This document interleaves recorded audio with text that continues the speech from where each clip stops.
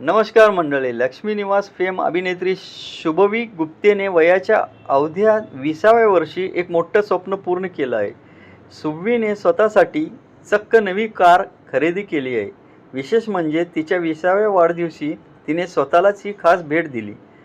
शुभवीने Hyundai grand i10 ही car खरेदी केली असून ह्या कारची किंमत अंदाजे 6 ते 9 लाख रुपये असल्याचे सांगितले जाते.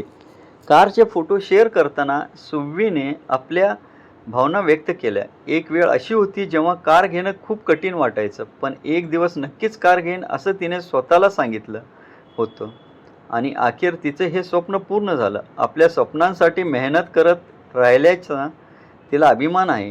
तसंच आई वडिलांमुळे हे सगळं शक्य झालं असंही शुभवीने म्हटलं आहे.